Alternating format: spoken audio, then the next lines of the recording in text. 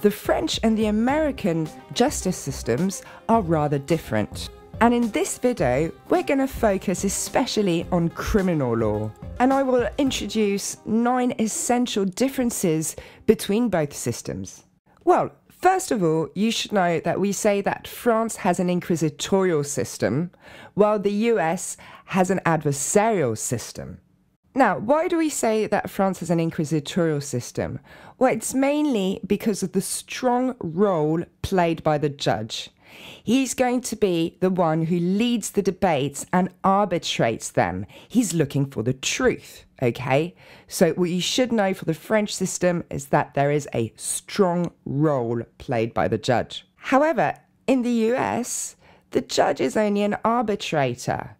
It is the two parties, so the prosecution on one hand and the defense on the other, that are in charge of the procedure. Second big difference is obviously cost. In France, justice is supposed to be free, okay? It's a public service. I say supposed to be because it rarely is. But in comparison with the US, the difference is extravagant. In the US, justice is extremely costly. For example, if you have a look at the Peterson's case, he had to pay close to $1 million for his defense. Third important aspect. In France, we'll say that the essential principle is presumption of innocence. Now, of course, I'm not saying this isn't the case in the US. However, they lay a very strong emphasis on testimonies. Okay, a good example of this is the DSK case. I'm sure you remember DSK was handcuffed at the airport following someone's testimony. Of course, this is something that shocked quite a lot of French people, okay? Because if you handcuff someone in public and also add to that major media coverage, of course you look really guilty. And that goes against our presumption of innocence. So the US also has this principle. However, it really lays a very strong emphasis on testimonies. Plea bargaining. So what is plea bargaining? Plea bargaining is when the defendant agrees to say he's guilty. In France, we rarely resort to plea bargaining. However, this is something that is used very often in the US. Basically, the deal often is if the defendant agrees to say he's guilty in court, then he will benefit from a deal, which often is less time in prison, for example. And of course, this has led to quite a few judicial errors because a lot of defendants have given in to pressure and have borne false witness.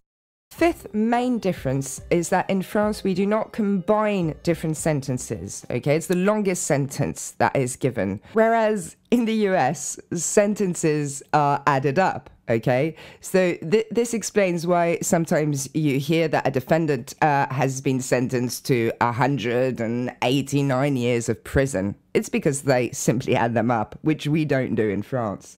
Number 6. Okay, in France, the defendant is allowed to lie. Okay, you're not legally bound to accuse yourself because we think that that's the job of the police or the DA. Okay, it's only witnesses that aren't allowed to lie. In the US, however, things are different. The defendant isn't allowed to lie. It's considered as perjury because, of course, when you testify, you swear to tell the truth. The whole truth, nothing but the truth, so help you God. Other important aspect, although this has been changing slightly in France over these last few years, but we can still say that the French system is rather secretive, whereas in the US there is a strong media coverage of trials. As you may know, you're even allowed to film a trial, something you're not allowed to do in France. Another main difference is the number of jurors you need to condemn someone. In France, only a majority of jurors is required, whereas in the US, a unanimity of jurors is required. And that's also how they protect themselves. They think if you can all agree, we must be close to the truth. The last difference is, as far as I'm concerned, probably the most important difference between the two systems. And it concerns the existence or the non-existence of an examining magistrate. An examining magistrate in French is un juge d'instruction. Okay, he's in charge of investigating both sides of the case. Okay, so for and against. In French, we say that he investigates à charge et à décharge, and that's very important. Because in the US, there is no such magistrate. Okay, if they investigate you, it's to see if you're guilty. Okay, if you're the defendant, it's your job to prove you're innocent. You're going to have to finance your own defense without the intervention of a judge in the search for truth.